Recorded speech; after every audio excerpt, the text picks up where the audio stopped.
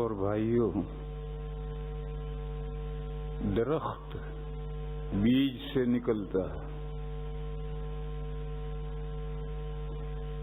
پھر بیج جیسا قوی یا کمزور ہوگا ایسا ہی نکلنے والا درخت بھی قوی اور کمزور ہوگا۔ موٹی سی بات ہے، اپنے یہاں تو مجھے معلوم نہیں، اپنے یہاں لوگ ہائی بریڈ بیج لا کر بوتے ہیں، یہاں بھی ایسا ہی ہوتا ہوگا۔ یہ ہائی بریڈ کیا چیز ہے؟ وہ بیج کو قوی کرتے ہیں، اسٹرانگ، طاقتور کرتے ہیں، اس کی وجہ سے پودا بھی بہت اچھا نکلتا ہے اور پھلتا پھولتا بھی بہت زیادہ ہے۔ لہذا اس قاعدے کو سمجھنے میں کوئی پریشانی نہیں کہ درخت بیج سے نکلتا ہے، اور بیج طاقتور ہوگا، اسٹرانگ ہوگا یا ویک ہوگا، کمزور ہوگا، ویسا ہی درخت نکلے گا۔ اس قاعدے کے مطابق سمجھنا چاہیے کہ دین اسلام دو چیزوں کا مجموعہ ہے، بیج کا اور بیج سے ظاہر ہونے والے درخت کا۔ بس بیج جتنا قوی ہوگا اتنا درخت قوی اور پھلے گا پھولے گا، اور بیج کمزور رہے گا تو درخت نکلنے والا ناتواں کمزور ہوگا اور پھلے گا پھولے گا بھی زیادہ نہیں۔ یہ موٹی سی بات ہے۔ اللہ نے جو ارشاد فرمایا تھا، ان الدین عند اللہ الاسلام، اللہ کے یہاں سے جب بھی اللہ نے کسی نبی پر دین نازل کیا ہے تو وہ اسلام ہی نازل کیا ہے۔ اسلام کے علاوہ اللہ کے یہاں کوئی دین ہے ہی نہیں، جو اللہ کے یہاں دین ہے وہی نازل ہوتا ہے۔ اور یہ جو دنیا میں مختلف ادیان، ریلیجنز پائے جاتے ہیں، وہ یا تو اللہ کے دین کی بگاڑی ہوئی شکل ہے یا لوگوں کی گھڑی ہوئی شکل ہے۔ بعض دھرم لوگوں نے گھڑے ہیں، جیسے آج سے 500، 600، 700 سال پہلے گرو نانک پیدا ہوئے، انہوں نے سکھ پنتھ گھڑا، اور گرو گرنتھ ان کی مذہب کی کتاب ہے، وہاں سے یہ سکھ ازم شروع ہوا۔ تو اب نبی پاک صلی اللہ تعالی علیہ وسلم کے بعد تو کوئی اسلام نازل ہوا ہی نہیں، پھر یہ سکھوں کا مذہب کہاں سے آیا؟ گھڑا۔ اور یہ تو میں نے مثال دی، وہ مثال جو بہت دور چلی گئی، اور دوسری مثال لو، قادیانی۔ ابھی 100-150 سال پہلے ایک بندہ پیدا ہوا پنجاب میں، امرتسر کے علاقے میں ایک بندہ، قادیان ایک گاؤں کا نام ہے، گاؤں نہیں ایک قصبہ ہے، بڑا قصبہ ہے قادیان۔ وہاں ایک بندہ پیدا ہوا اور اس نے نبوت کا دعویٰ کیا، اور نبوت کا دعویٰ کر کے اس نے اسلام کے پیریلل متوازی ایک نیا دین پیش کیا، اسی کو قادیانزم کہتے ہیں۔ تو اب یہ نبی پاک صلی اللہ تعالی علیہ وسلم کے بعد تو کوئی نبوت ہے نہیں، سچی نبوت تو ہے نہیں، یہ جھوٹی نبوت کا جھوٹا دعویٰ کیا۔ اور دیکھو یہ جھوٹی نبوتوں کے دعویٰ کرنے والے ہر زمانے میں رہتے ہیں، ایسا نہیں ہے کہ بس قادیانی نے دعویٰ کیا تھا، ایسا نہیں ہے۔ حدیث شریف میں فرمایا نبی پاک صلی اللہ تعالی علیہ وسلم، سیکون بعدی انبیاء 30 کلہم یزعم انہ نبی وانا خاتم النبیین لا نبی بعدی۔ نبی پاک صلی اللہ علیہ وسلم نے فرمایا کہ میرے بعد 30 مہا جھوٹے پیدا ہوں گے، ثلاثون کذابون دجالون، مہا جھوٹے پیدا ہوں گے، ہر ایک کا دعویٰ یہ ہوگا کہ وہ نبی ہے، حالانکہ میں آخری نبی ہوں، میرے بعد میں کوئی نبوت ہے ہی نہیں۔ بس یہ جتنا بھی نبوت کے دعویٰ کریں گے سب جھوٹے ہیں۔ یہ جھوٹے جو نبوت کے دعویٰ کرنے والے ہیں یہ ہر زمانے میں رہتے ہیں، اس لیے میرے بھائیوں ان سے بہت بچ کر رہنا ضروری ہے۔ اس وقت ہندوستان میں ایک نبوت کا دعویٰ کر رہا ہے، اس کا نام ہے شکیل بن حنیف۔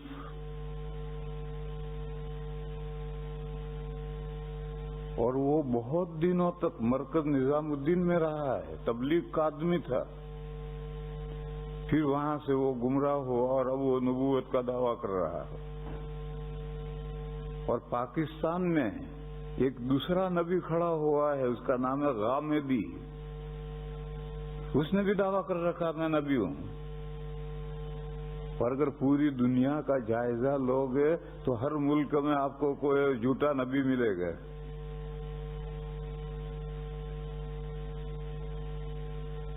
اب یہ جو اپنے اپنے مذاہب چلا رہے ہیں یہ سب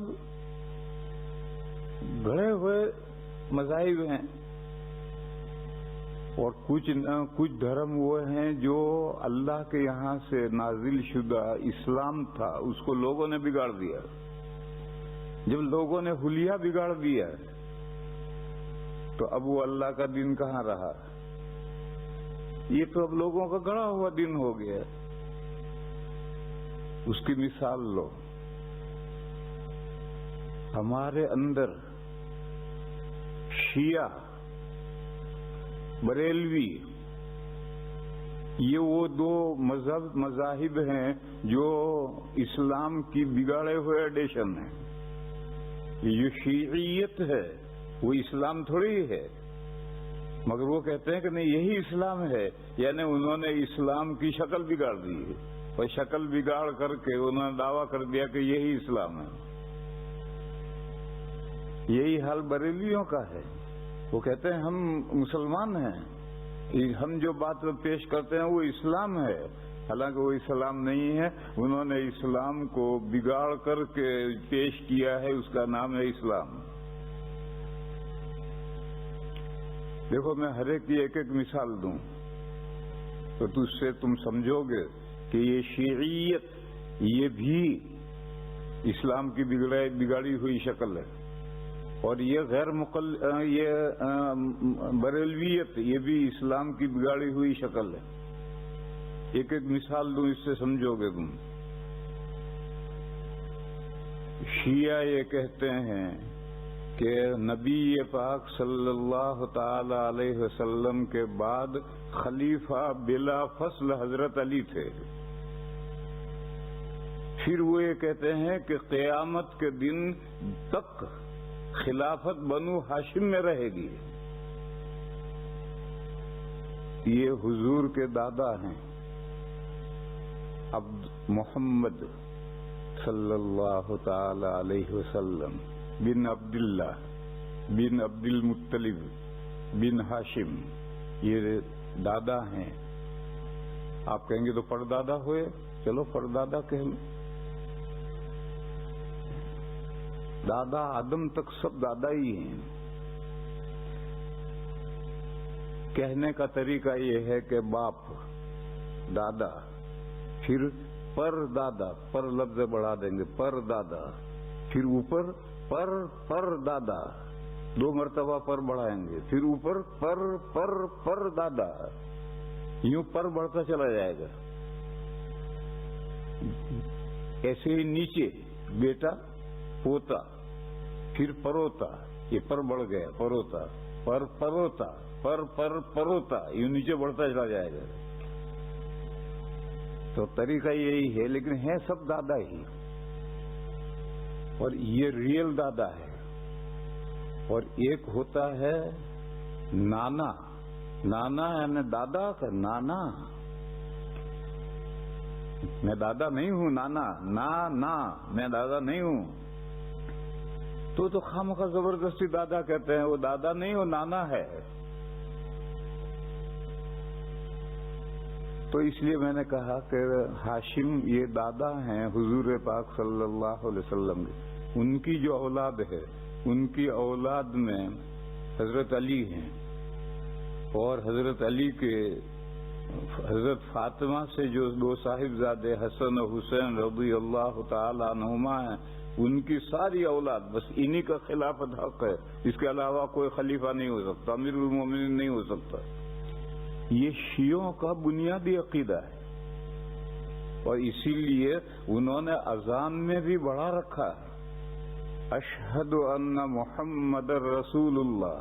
اس کے بعد انہوں نے بڑھا ہے اشہد ان علی خلیفتہ بلا فصل.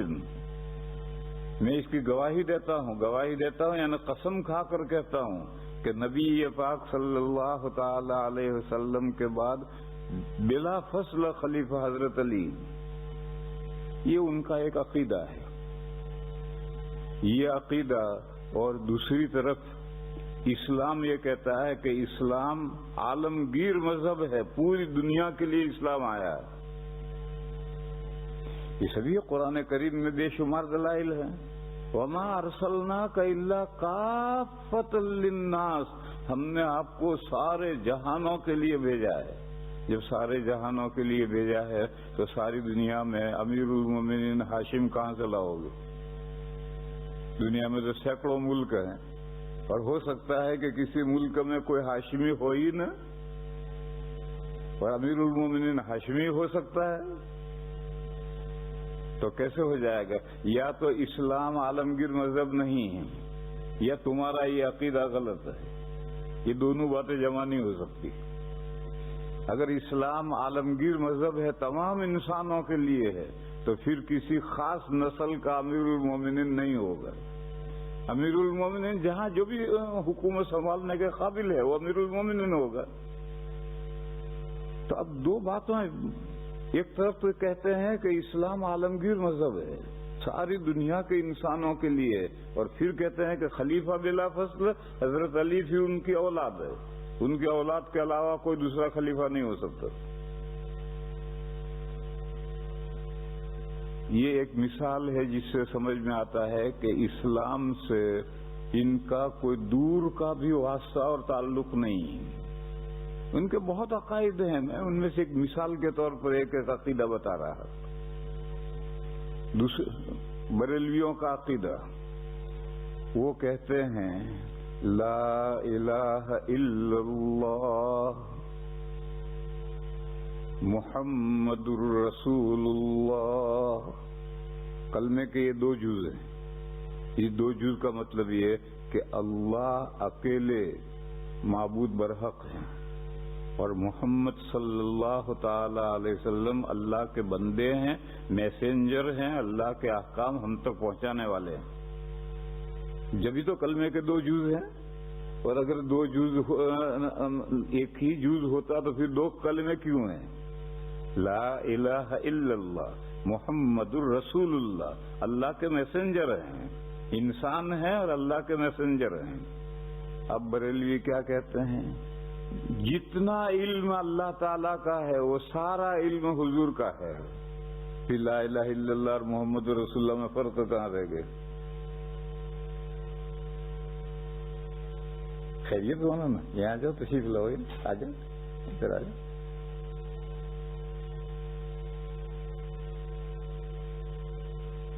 پھر یہ کہتے ہیں کہ کائنات میں تصرف کرنے کا اختیار اللہ نے حضور کو دے دیا تھا. جس طرح چاہیں کائنات کو ہیر پھیر کر دیں. اور صرف حضور کو نہیں، بلکہ وہ یہ کہتے ہیں کہ حضور کے بعد اولیاء کرام کو بھی اللہ نے تصرف کا حق دیا ہے، وہ کائنات میں جو چاہیں تصرف کر دیں. حقانی صاحب گزرے ہیں نا، اپنے یہاں گجراتی تھے. انہوں نے بامبے میں ایک بہت لغو بات کہی. اس وقت بامبے سارا بدعتی تھا. اب تو بامبے ہاف ہاف ہو گیا، آدھے بدعتی ہیں تو آدھے سنی ہیں. لیکن اس وقت ٹوٹلی بامبے بدعتی تھا. وہاں انہوں نے ایک مثال دی کہ ایک علاقے میں بارش نہیں ہو رہی تھی, لوگ پریشان تھے, تو ایک وفد گیا اللہ کی بارگاہ میں میمورنڈم لے کر کے کہ ہمارے یہاں بارش نہیں ہو رہی, پروردگار بارش بھیجیے.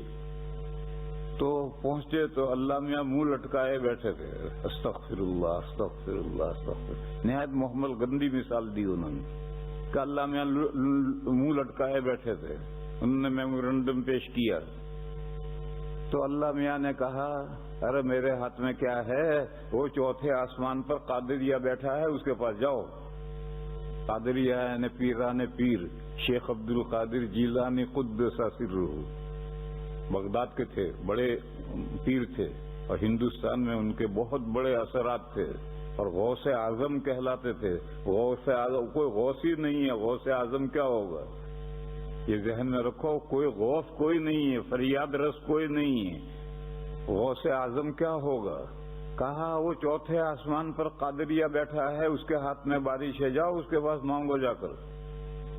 تو بڑا بامبے میں ہنگامہ ہوا اور یہ محمل مثال ہے, ایسی مثال گندی نہیں دینی چاہیے. مگر مجھے تو سمجھانا یہ ہے کہ ان لوگوں کا عقیدہ یہ ہے کہ تصرف کا اختیار اولیاء کے پاس بھی ہے, اور حضور تو حضور ہیں, ان کے پاس تصرف کا اختیار کیوں نہیں ہوگا؟ تو جتنا کچھ اللہ جانتے ہیں سارا حضور بھی جانتے ہیں. جتنا جو کچھ اللہ کر سکتے ہیں وہ سب حضور بھی کر سکتے ہیں, بلکہ اولیاء بھی کر سکتے ہیں. اب آپ سوچئے کہ معبود ایک کہاں رہا؟ معبود میں تو حصے دار ہو گیا, اللہ کی صفت علم میں حضور حصے دار ہو گئے, تصرف کی صفت میں حضور اور اولیاء حصے دار ہو گئے, تو معبود ایک کہاں رہا؟ یہ جو ہمارے عیسائی بھائی ہیں وہ یہی تو کہتے ہیں کہ خدا تین ہیں, مگر تین نہیں ہے, ایک ہیں. اور خدا ایک ہے کہ نہیں؟ ایک نہیں ہے, تین ہیں. 3 in 1, 1 in 3. کیوں؟ ایک تو اللہ ہیں جو فادر ہیں اور ایک ان کے بیٹے ہیں سن. تو جب فادر کا بیٹا ہو گیا تو باپ کی نسل چلی, تو اب خدا ایک کہاں رہا؟ تو جب اللہ کی صفت علم مغیبات کا علم حضور کو دے دیا اور تصرف کا اختیار حضور اور اولیاء کو دے دیا, تو پھر خدا ایک معبود کہاں رہے؟ تو ایسے عقیدے ان کے ایسے ہیں کہ ان کی وجہ سے یہ جو اللہ نے جو دین اسلام نازل کیا تھا ان کی بگاڑی ہوئی شکلیں ہیں. یہ شیعیت یہ بھی اسلام کی بگاڑی ہوئی شکل ہے, اور یہ بریلویت یہ بھی اسلام کی بگاڑی ہوئی شکل ہے. بریلویت نہیں, ایک ہے بریلویت, ایک ہے رضا خانیت. یہ جو ہر بریلوی یہ عقیدے نہیں رکھتا, بدعات میں تو مبتلا ہے, بہت سی بدعات ان کے اندر رائج ہوتی ہیں. لیکن یہ جو میں عقیدے بیان کر رہا ہوں یہ رضا خانیوں کے عقیدے ہیں. تو رضا خانیت الگ ہے, بریلویت الگ ہے, کہیں دونوں ساتھ ہو جاتے ہیں, کہیں الگ الگ ہو جاتے ہیں. اس لیے اس مضمون کو سمجھنا چاہیے کہ یہ دو پنتھ مذاہب شیعیت اور یہ رضا خانیت, اس کا یہ اسلام کی بگاڑی ہوئی شکلیں. باہر کی مثال یہودیت اور عیسائیت یہ دونوں بھی اسلام کی بگاڑی ہوئی شکلیں ہیں. موسیٰ علیہ السلام پر جو دین نازل ہوا تھا وہ بھی تو اسلام ہی نازل ہوا تھا. عیسیٰ علیہ السلام پر جو دین نازل ہوا تھا وہ اسلام ہی تو نازل ہوا تھا. لیکن آج کی یہودیت اور آج کی عیسائیت وہ موسیٰ علیہ السلام کی شریعت تھوڑی ہے, موسیٰ علیہ السلام کا دین تھوڑی ہے, عیسیٰ علیہ السلام کا دین تھوڑی ہے, اس کی بگاڑی ہوئی شکلیں ہیں. تو اس لیے اتنا مضمون سمجھنا چاہیے کہ اللہ کے یہاں سے تو دین ہمیشہ اسلام ہی نازل ہوتا ہے. یہ جو اللہ کے یہاں سے دین اسلام نازل ہوتا ہے اس کے دو حصے ہیں, عقائد اور اعمال. یہ جو عقائد ہیں یہ بیج ہیں, اور اعمال جو ہیں اس پر نمودار ہونے والا درخت ہے، اور بیج سے ہی درخت نکلتا ہے، اور بیج قوی ہوگا یا کمزور ہوگا تو درخت ایسا ہی قوی یا کمزور نکلے گا۔ یہ موٹی سی بات ہے، اس کو سمجھنا چاہیے۔ اب سب سے پہلی محنت بیج پر ہونی چاہیے۔ کھیت میں کپاس بونا ہے، باجرہ بونا ہے، جوار بونی ہے، گیہوں بونا ہے تو ہائی بریڈ بیج لاؤ، اور بڑا مہنگا ملتا ہے، مہنگی قیمت پر دے کر کے ہائی بریڈ بیج لاؤ اور لا کر کے اس کو بو تو فصل شاندار تیار ہوگی۔ لہذا ہماری سب سے پہلی محنت عقائد پر ہونی چاہیے۔ اگر عقائد صحیح ہوں گے تو درخت صحیح نکلے گا، اور عقائد ٹیڑھے ہوں گے تو درخت بھی ٹیڑھا نکلے گا۔ ٹیڑھے عقائد کی، ٹیڑھے درخت کی مثال دوں، کبھی بچہ پیدا ہوتا ہے اس کی 6 انگلیاں ہیں، کبھی بچہ پیدا ہوتا ہے اس کی 4 انگلیاں ہیں، 1 انگلی ہے ہی نہیں۔ کیا وجہ ہوتی اس کی؟ حضرت شاہ ولی اللہ صاحب علیہ الرحمٰن نے حجت اللہ میں لکھا ہے کہ مادہ نے احکام 9 کی خلاف ورزی کی۔ ماں کے پیٹ میں جو 2 مادے نطفے پہنچتے ہیں یہ مادہ ہے، اور 9 یعنی انسان ایسا بننا چاہیے، مگر اس مادے نے کہا نہیں میں ایسا نہیں بناتا، میں تو 6 انگلیوں والا انسان بناؤں گا، 4 انگلیوں والا میں انسان بناؤں گا۔ تو مادہ کبھی 9 کے احکام کی خلاف ورزی کرتا ہے۔ تو اسی طریقے پر درخت جو بیج میں سے نکلا اس نے بیج کے احکام کی خلاف ورزی کی، لیکن اگر 9 کے احکام کی اطاعت کرے تو پھر جیسا درخت بیج ہے ویسا ہی درخت نکلے گا۔ اس لیے میرے بھائیوں سب سے پہلی محنت بیج پر ہونی چاہیے، عقائد پر ہونی چاہیے۔ جتنے صحیح اور مضبوط عقائد ہوں گے اتنا ہی بیج نکلے گا شاندار۔ بیج ہم ہائی بریڈ بنانا چاہتے ہیں، کیسے بنائیں؟ ایک ہی طریقہ ہے۔ اللہ کے نیک بندے 4 ہیں، انبیاء، صدیقین، شہداء اور صالحین۔ قرآن کریم میں سورہ یونس میں ان 4 بندوں کا ذکر آیا ہے کہ اللہ کے مقبول بندے یہ ہیں، انبیاء، صدیقین، شہداء، صالحین۔ ان میں سے انبیاء یہ رینج ختم، آخری نبی آ گئے، خاتم النبیین آ گئے، خاتم المرسلین نہیں، خاتم النبیین آ گئے۔ اب نہ کوئی چھوٹا نبی آنے والا ہے نہ کوئی نیا نبی آنے والا ہے، تو آخری نبی آ گئے۔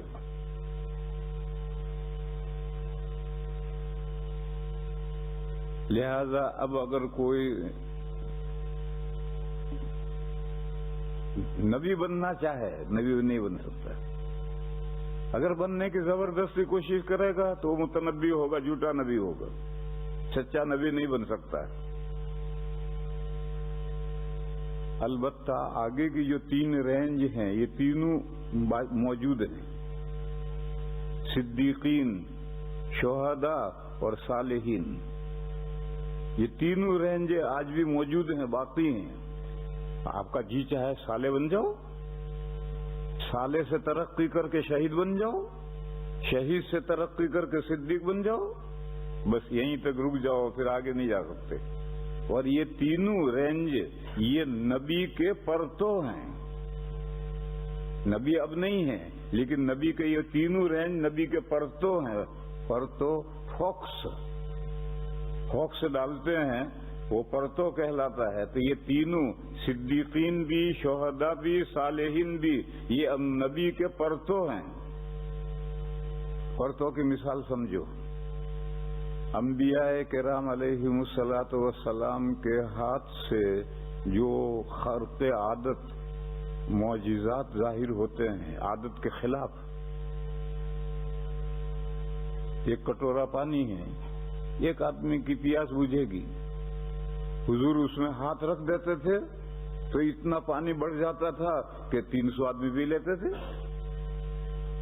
یہ خرق عادت ہے، ایک کٹورا پانی سے ایک ہی تو آدمی کی پیاس بجھے گی، 300 آدمیوں کی پیاس بجھ گئی۔ اور کبھی ایسا بھی ہوتا تھا کہ دعا پڑھ کر کے پانی پکھال میں ڈالا، ہاتھ بھی نہیں رکھا کہ اتنا پانی نکلا کہ سارا لشکر سیراب ہو گیا، اور پھر بھی پکھال ایسے معلوم ہوتی تھی کہ پہلے زیادہ بھری ہوئی تھی یا اب زیادہ بھری ہوئی۔ یہ جو خرق عادت ہے یہ معجزہ کہلاتی، معجزہ یعنی عاجز کرنے والی نشانی۔ اور اولیاء کرام کے ہاتھ سے، اللہ کے نیک بندوں کے ہاتھ سے اس طرح کا جو خرق عادت ہوتا ہے وہ کرامت کہلاتی ہے۔ آپ لوگوں نے سنا ہوگا کرامت کرامت کرامت کرامت، یہ کرامتیں کہلاتی۔ یہ جو کرامتیں ہیں یہ نبی کا پرتو ہے، اسی لیے کتابوں میں لکھا ہے کہ ولی کی کرامت نبی کا معجزہ ہوتی ہے۔ بھئی ولی کے ہاتھ سے کرامت ظاہر ہوئی، وہ نبی کا معجزہ کیسے ہو گیا؟ وہ اس طرح ہو گیا کہ یہ جو اولیاء کے ہاتھ سے کرامتیں ظاہر ہوتی ہیں وہ فوکسو ہوتا ہے انبیاء کا۔ یہ فوکس اور کرامت سمجھانے کے لیے میں نے مثال دی۔ اسی طریقے پر سمجھاؤ کہ صدیقین کا درجہ ہے، شہداء کا درجہ ہے، صالحین کا درجہ ہے، یہ نبی پاک صلی اللہ علیہ وسلم کا فوکس ہے، پرتو ہے۔ اگر حضور دنیا میں یا کوئی بھی نبی دنیا میں موجود ہوتے تو فوکس کی ضرورت نہیں تھی۔ اس دلیل ہے اس بات کی کہ اب نبی نہیں رہے، نبی پردہ کر گئے، اور وہیں سے پردے میں سے فوکس ڈالتے ہیں، اور اس فوکس سے اللہ تعالی صدیقین بھی کھڑے کرتے ہیں، شہداء بھی کھڑے کرتے ہیں، صالحین بھی کھڑے کرتے ہیں، اور اللہ کے دین کی گاڑی گھسیٹتے رہتے ہیں اور چلتی رہتی ہے اور کام بنتا رہتا ہے۔ بہرحال یہ تین جو مرتبے ہیں رینج، یہ تین مرتبے آج بھی موجود ہیں، لہذا ان تین مرتبوں میں سے جس مرتبے میں چاہو فائز ہو جاؤ۔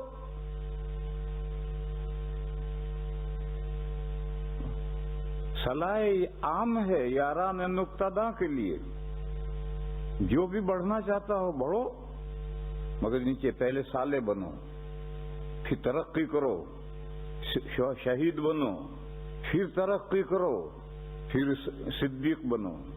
اور صدیق ہر آدمی بن سکتا ہے، مرد بھی بن سکتا ہے، عورت بھی بن سکتی ہے۔ سورہ حدید میں آیت کریمہ ہے کہ قیامت تک صدیق ہر کوئی بن سکتا ہے، اور حضرت عائشہ صدیقہ تھیں، معلوم ہے عورتیں بھی صدیق بن سکتی ہیں۔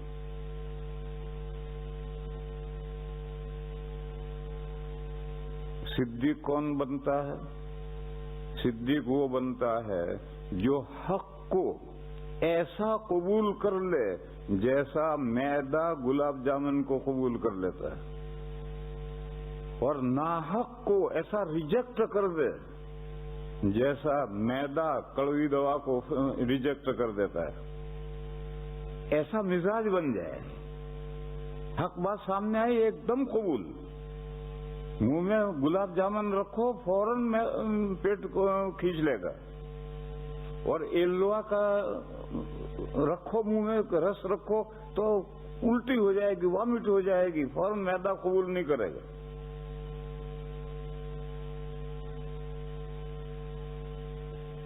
جیسے دریا میں جوار بھاٹا آتا ہے، جس زمانے میں بڑی خوب بارش ہوئی ہے اور تاپتی میں اور نرمدا میں بے حساب پانی آ رہا ہے، اور سمندر بھی پانی واپس پھینک رہا ہے، تو پیچھے سیلاب آ جائے گا، کیونکہ سمندر پانی قبول ہی نہیں کر رہا، وہ تو خود ہی اپنا پانی پیچھے جذب کر رہا ہے۔ جس زمانے میں دریا کا پانی اتر رہا ہو، اب بارش کا ندی کا پانی سیلاب آئے گا تو دریا سارا لے لے گا اور پیچھے کوئی نہیں آئے گا۔ اسی طریقے پر میدا فوراً گلاب جامن کو قبول کرتا ہے اور ریلوے کو پھینک دیتا ہے۔ اسی طریقے پر آدمی کا دینی مزاج ایسا بن جائے کہ حق بات آئے تو فوراً قبول کر لے، اور غلط بات آئے تو اس کو فوراً ریجیکٹ کر دے۔ نبی پاک صلی اللہ تعالی علیہ وسلم معراج میں سے ہو کر تشریف لائے۔ نبی پاک صلی اللہ علیہ وسلم نے مشرکین مکہ کے سامنے بیان کیا کہ آج میں معراج میں گیا۔ معراج کے معنی ہیں سیڑھی۔ سیڑھی ہر زمانے کی الگ ہوتی ہے۔ حضور کے زمانے میں سیڑھی تھی، ایک پانتی پر پیر رکھو، دوسری پر رکھو، تیسری پر رکھو، چوتھی پر رکھو۔ اب سیڑھی لفٹ آ گئی، بٹن دباؤ اور فوراً کہیں سے کہیں پہنچ گئے۔ اور بعض لفٹ تو اتنی فاسٹ جاتی ہیں کہ سیکنڈوں میں کہیں سے کہیں پہنچا دیتی ہیں۔ تو حضور پاک صلی اللہ تعالی علیہ وسلم کے لیے جو سیڑھی رکھی گئی تھی، مکے سے بیت المقدس تک تو براق پر گئے، ایک جانور دوسری دنیا میں سے لایا گیا تھا۔ اور حدیث میں یہ ہے کہ وہ اپنا پیر رکھتا تھا، جہاں تک نظر پہنچے وہاں تک پیر رکھتا تھا۔ تو کتنا فاسٹ گیا ہوگا، مکے سے بیت المقدس کتنا فاسٹ گیا ہوگا۔ ہم بیٹھے ہیں، ہماری نظر وہاں پڑی، کم سے کم 10-12 میل تو نظر پڑتی ہے، وہ پیر اتنا 12 میل رکھتا تھا۔ یعنی اس جانور کی نگاہ نہیں، سوار کی نگاہ جہاں تک پڑ رہی ہے وہ پیر وہاں تک رکھا۔ تو مکے سے بیت المقدس کتنی دیر میں پہنچے ہوں گے، آپ اندازہ کرو اس سے۔ یہ تو حدیث شریف میں مضمون آیا ہے کہ وہ جانور جو تھا براق، وہ اپنے منتہائے نظر پر پیر رکھتا تھا۔ خیر وہاں تشریف لے گئے۔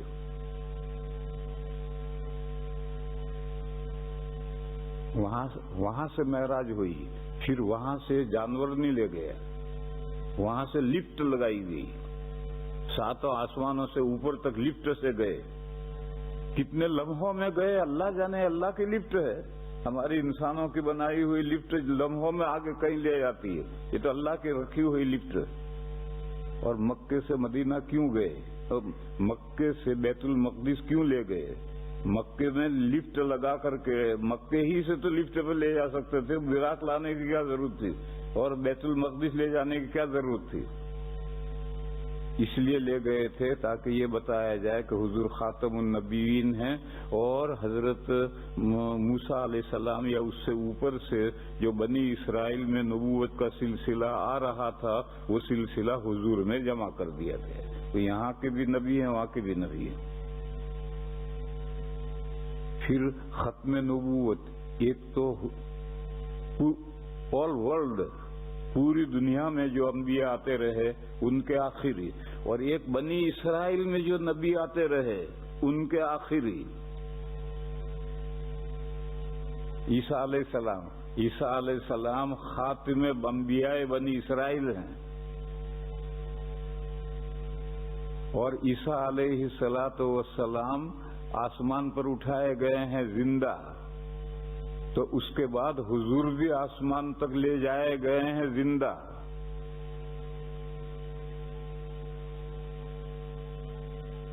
تو جواب کا جواب الجواب ہو گیا۔ اگر یہ خاتم النبیین زندہ آسمان پر گئے ہیں تو یہ جو خاتم الکل ہیں یہ بھی اسی جگہ سے جہاں سے پہلے نبی آسمان پر زندہ گئے ہیں، وہیں سے یہ نبی بھی آسمان پر زندہ گئے ہیں۔ تو حضور پاک صلی اللہ تعالی علیہ وسلم خاتم الکل ہیں، یہ واضح کرنے کے لیے بیت اللہ سے، مکے سے بیت المقدس لے جائے گے۔ پھر ایک واقعہ پیش آیا ہے، وہ اللہ جانے معراج میں چڑھنے سے پہلے پیش آیا ہے یا اترنے کے بعد پیش آیا ہے، اس میں یہ بڑا اختلاف ہے، ہمیں اس اختلاف میں کوئی غور کرنے کی ضرورت نہیں۔ وہ یہ ہے کہ تمام انبیاء بیت المقدس میں آئے تھے، اور نبی پاک صلی اللہ تعالی علیہ وسلم نے سب کو 2 رکعت نماز پڑھائی تھی، امامت کی تھی۔ اگر یہ معراج میں جانے سے پہلے پیش آیا ہے تو ٹھیک ہے، اور معراج سے واپسی میں پیش آیا ہے تو ٹھیک ہے۔ بہرحال امام الانبیاء حضور ہیں۔ یہ چند چیزیں اشارہ کرنے کے لیے حضور کو مکے سے بیت المقدس لے گئے. وہاں حضور نے تمام انبیاء کی جمع کی.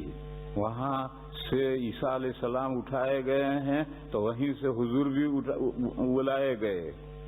اور وہیں انبیاء بنی اسرائیل کا آخری پیغمبر آیا ہے تو تمام نبیوں کے آخری پیغمبر بھی تشریف لائے ہیں ان مختلف حکمتوں سے. دیکھو یہاں رک کر ایک مسئلہ سمجھو. اللہ نے اپنی دو قدرتیں دکھائی.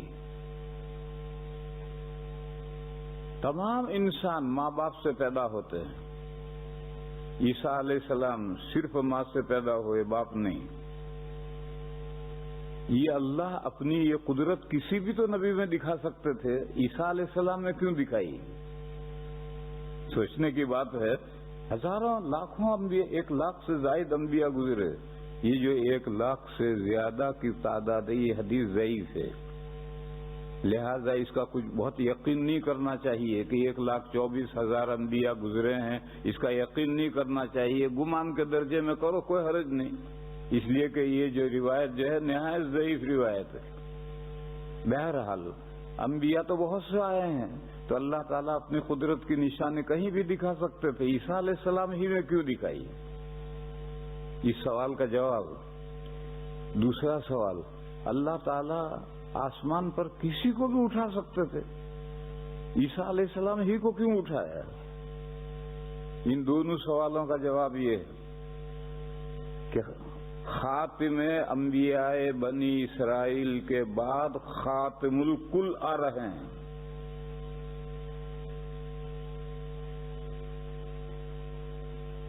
اس وقت جب خاتم الکل آئیں گے اور دعویٰ کریں گے کہ میں آخری نبی ہوں، تمام نبیوں کا سلسلہ بند آخری پیغمبر میں ہوں، تو اب یہ بات شاید انسانوں کی سمجھ میں نہ آئے کہ ماں باپ سے جو بچہ پیدا ہوتا تھا وہ صرف ماں میں کیسے سمٹ آئے گا؟ ماں میں سمٹ آئے گا.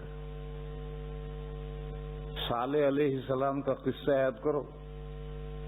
قوم نے کہا یہ چٹان ہے، بہت بڑا پتھر تھا، اس پتھر میں سے اونٹنی نکالو اور اونٹنی بھی گابھن ہو. صالح علیہ السلام نے دعا کی، چٹان پھٹی اور اندر سے اونٹنی نکلی اور گابھن نکلی اور حمل کے دن پورے ہو گئے تھے اور باہر آ کر بیٹھی اور بیٹھ کر بچہ دیا سب کے سامنے. تو پتھر میں سے اونٹنی گابھن نکلی، جس کا مطلب اندر اونٹ ہے. اونٹ کے بغیر کیسے گابھن ہوئی؟ اب اس کی شکل کیا ہوئی اللہ بہتر جانتے ہیں، لیکن یہ تو ماننا ہی پڑے گا کہ گابھن اونٹنی نکلی ہے تو اندر اونٹ ہے جبھی تو گابھن ہوئی.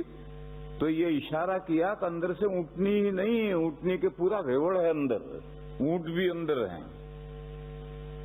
اسی طریقے پر اللہ نے صرف عورت سے عیسیٰ علیہ السلام کو پیدا کیا.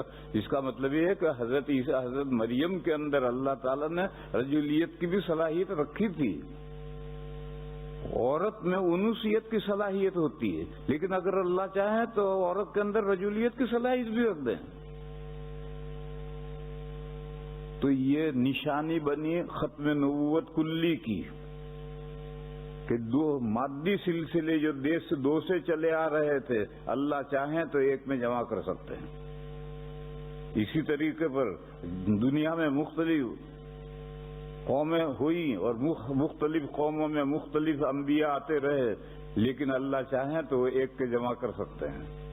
کیسے؟ جیسے 2 مرد اور عورت سے بچے پیدا ہوتے ہوتے آ رہے تھے، اللہ نے یہ صلاحیت حضرت مریم میں دونوں صلاحیتیں جمع کر دی اور ان سے حضرت عیسیٰ علیہ السلام پیدا ہو گئے.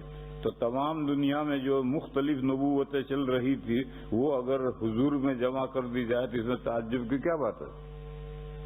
اس لیے یہ قدرت اللہ نے عیسیٰ علیہ السلام کو دکھائی، کیونکہ عیسیٰ علیہ السلام کے بعد تقریباً 600 سال کے بعد حضور آئے ہیں. 600 سال کا عرصہ کوئی لمبا نہیں. پھر نبی پاک صلی اللہ تعالی علیہ وسلم کو معراج میں بلایا جائے گا، آسمانوں کے اوپر بلایا جائے گا. کیوں بلایا جائے گا؟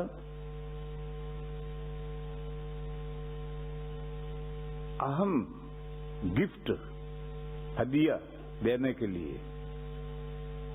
اور بڑے آدمی کو جو گفٹ دی جاتی وہ اہم دی جاتی. تو سارے احکام زمین پر آئے ہیں.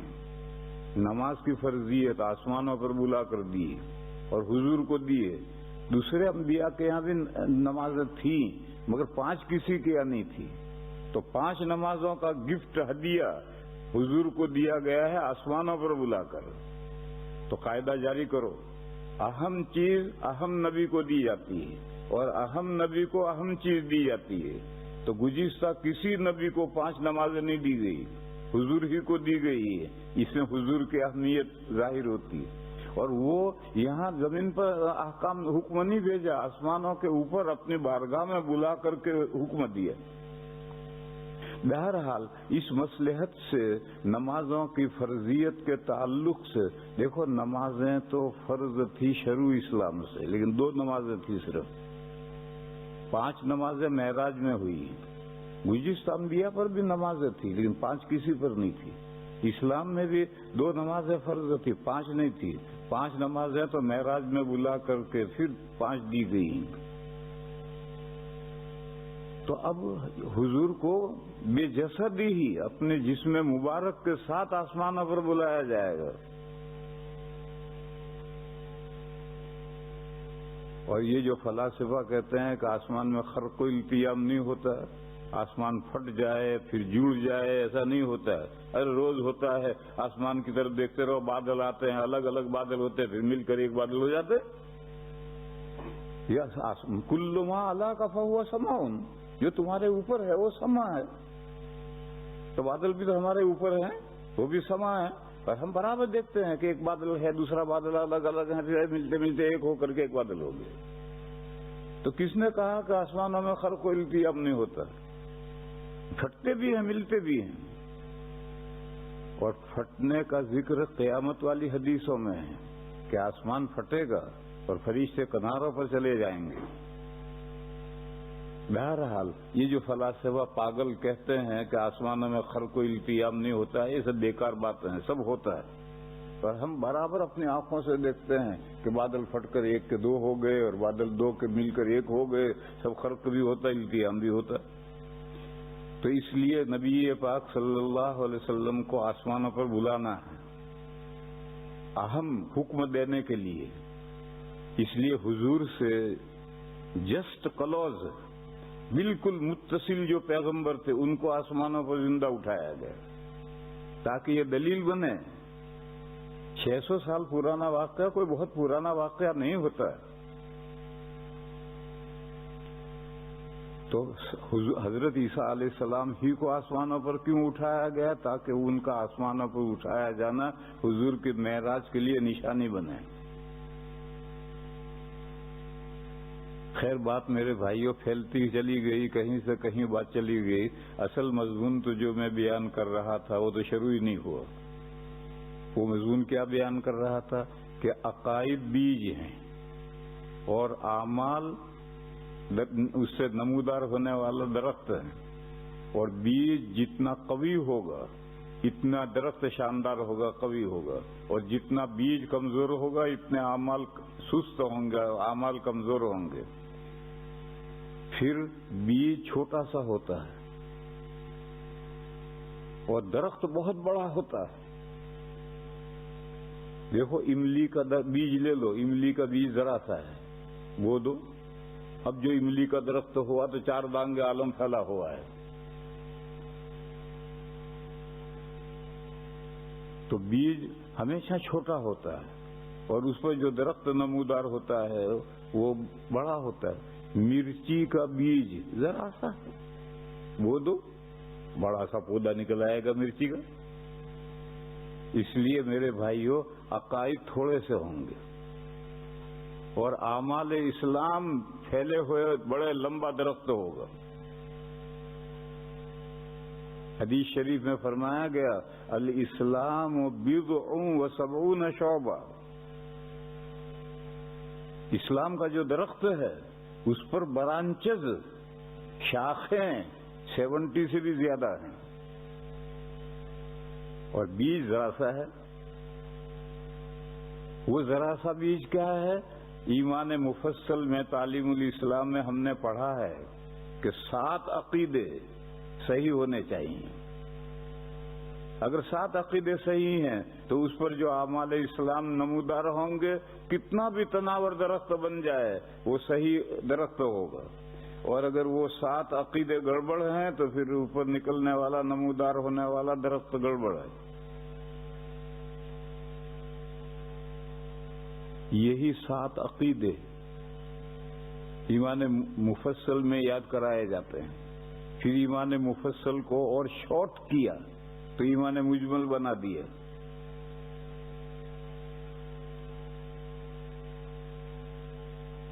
اور اگر آپ غور کریں تو یہ 7 نہیں ہے، وہ 7 سمٹ کر کے ایک عقیدہ ہے. وہ اگر صحیح ہے تو سب کچھ صحیح ہے، اور اگر اس میں گڑبڑ ہے تو پھر بات خیر نہیں ہے.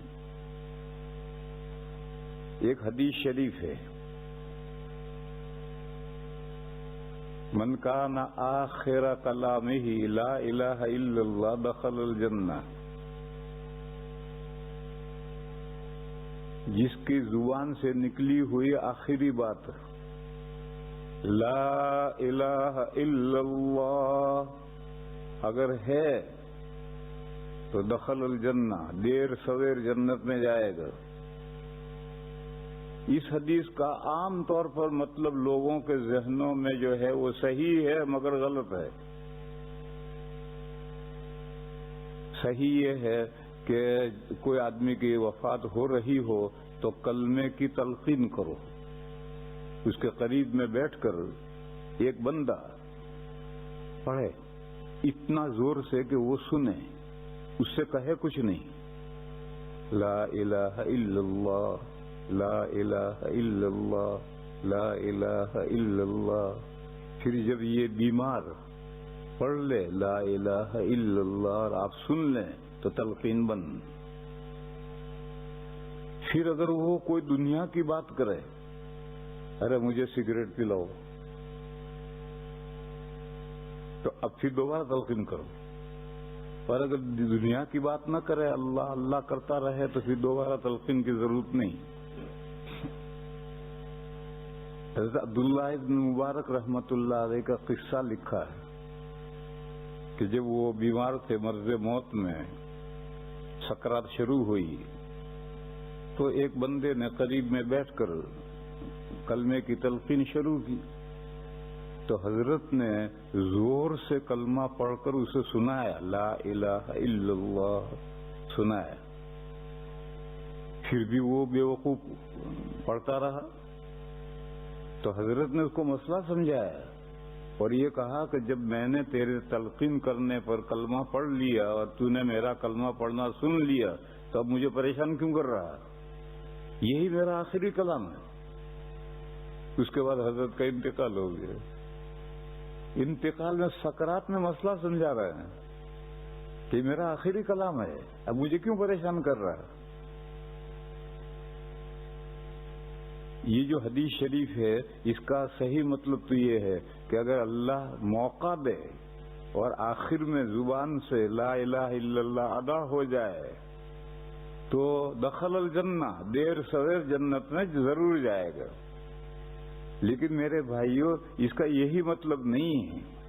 لوگ بس اتنا ہی مطلب سمجھتے ہیں، یہ صحیح نہیں ہے. میں نے کہا غلط ہے. اس کا مطلب کیا ہے؟ جس کا ایمان پر خاتمہ ہوا، چاہے آخری بات لا الہ الا اللہ زبان سے نہ نکلی ہو. کبھی ایکسیڈنٹ ہو جاتا ہے، آنند فانند آدمی ختم ہو جاتا ہے. کبھی اٹیک آ جاتا ہے اور آدمی آنند فانند ختم ہو جاتا ہے. یہ بھی حدیث شریف کا مصداق ہے. ایمان پر ختم ہوا، کنٹینیوس موت تک ایمان رہا، اس میں انقطاع نہیں آیا. لہذا یہ مطلب بھی ہے کہ جس کا ایمان پر خاتمہ ہو، آخر میں ایمان ختم نہ ہو. ایک حدیث شریف ہے، نبی پاک صلی اللہ تعالی علیہ وسلم نے فرمایا کہ بندہ برابر جنت والے کام کرتا رہتا ہے یہاں تک کہ جب جنت سے ایک ہاتھ دور رہ جاتا ہے تو شومی قسمت غالب آ جاتی ہے اور وہ کفری عقائد اختیار کر لیتا ہے اور جہنم میں گیا. اسی طرح سے ایک بندہ زندگی بھر کفری اعمال کرتا رہا، جہنم سے ایک ہاتھ دور رہ گیا کہ قسمت کی خوبی غالب آتی ہے اور وہ کلمہ پڑھ لیتا ہے اور ایمان پر خاتمہ ہوتا ہے. تو حدیث شریف کا مطلب ہے کہ ایمان پر ختم ہوا یا کفر پر ختم ہوا، آخری کلام ہونے کا یہ مطلب ہے. اور اللہ اگر توفیق دیں اور آخر میں کلمہ طیبہ زبان مبارک پر جاری ہو جائے تو رہے قسمت، کیا کہنے. لیکن وہی اس پر حسر نہیں ہے کہ یہی مطلب ہے جس کے آخر میں کلمہ زبان پر جاری نہیں ہوا وہ مسلمان نہیں، کافر ہے، جہنم میں گیا. ایسا سمجھنا غلط ہے. اور یہ بزرگوں نے اس کی صراحت کی ہے کہ حدیث شریف میں ہر وہ بندہ مراد ہے جس کا ایمان پر خاتمہ ہو، آخر میں ایمان میں انقطاع نہ آئے.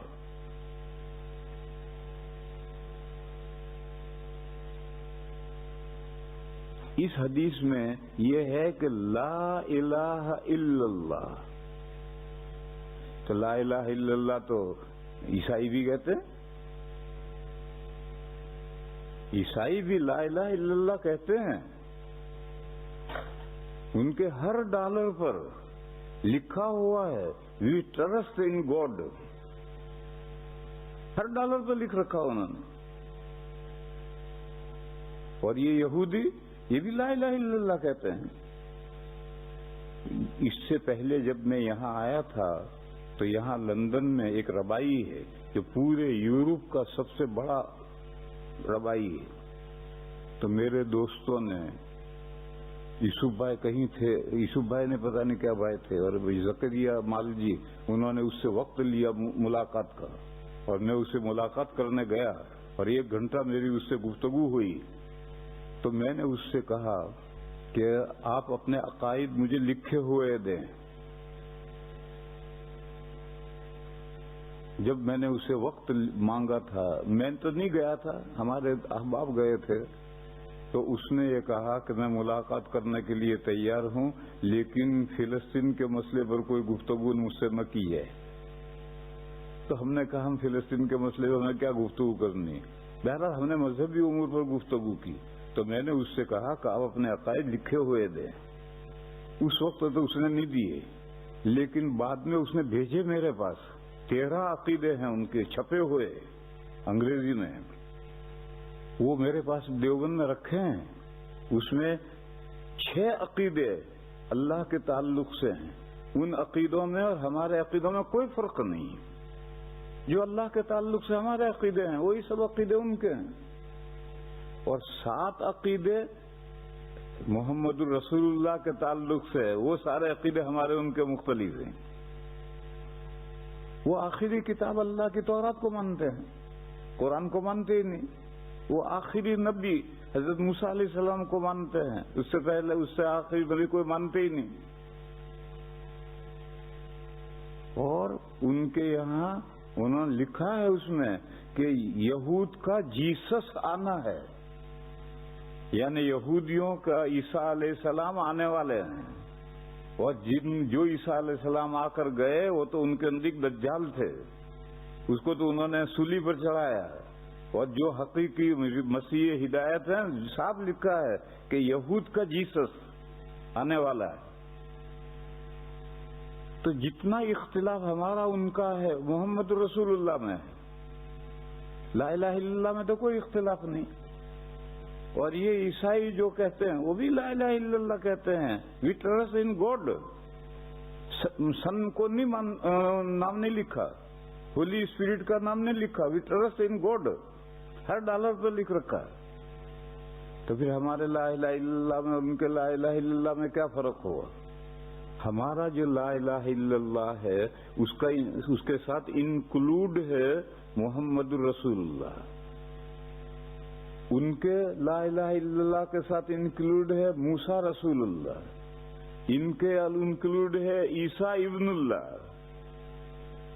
اب ہمارے کلمے مختلف ہو گئے، تو جس کلمے پر خاتمہ ہونے سے جنت ملے گی وہ کلمہ ہے جس لا الہ الا اللہ میں محمد الرسول اللہ انکلوڈ ہے، دوسرے عقیدے انکلوڈ ہیں، اس لا الہ الا اللہ پر جنت ملے گی۔ بہرحال ایک عقیدے سے دو عقیدے ہوئے، لا الہ الا اللہ محمد الرسول اللہ، یہ انکلوڈ ہے۔ جیسے انجن جاتا ہے دلی تو کئی ڈبے لے کر جاتا ہے، اکیلا تھوڑی جاتا ہے، تو یہ انجن ہے لا الہ الا اللہ، یہ ڈبہ لے جا رہا ہے محمد رسول اللہ۔ پھر اتنا ایک ہی ڈبہ نہیں، بہت سارے ڈبے، ایمان مجمل ایمان مفصل میں دو تو یہ اور 5 عقیدے اور جوڑے، انجن کے ساتھ ایک ڈبہ لگا، پھر 5 ڈبے اور لگے، اور تعلیم الاسلام میں جاؤ گے تو 26 عقیدے ہیں، یہ اور ڈبے لگے، اور بہشت زیور میں جاؤ گے تو 50 عقیدے ہیں، یہ سب اور ڈبے لگے۔ جب کوئلے والا انجن تھا تو 5-7 ڈبے لے کر جاتا تھا، اب جب ڈیزل کا انجن آ گیا اور اس کا زمانہ گزر گیا اور الیکٹرک سٹی سے انجن چلنے لگے تو اتنی لمبی گاڑی ہو گئی کہ یہاں سے یہاں تک چلتے چلتے تھک جاؤ۔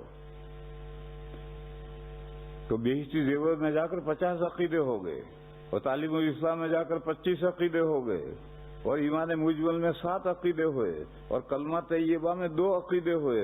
ان 2 عقیدوں میں بھی ایک عقیدہ تو اصلی ہے، دوسرا اس کے ساتھ لگنے والا ڈبے ہیں، لہذا بیج ایک ہے چھوٹا سا، لا الہ الا اللہ۔ اگر یہ صحیح ہے تو سب اعمال اسلام صحیح ہیں، اور اگر اس میں گڑبڑ ہو گئی تو پھر آگے مسئلہ ٹیڑھا ہے۔ اس کو آگے اس کی تفصیل کروں گا، لا الہ الا اللہ کی تفصیل کروں گا۔ وآخر دعوانا الحمدللہ رب العالمین۔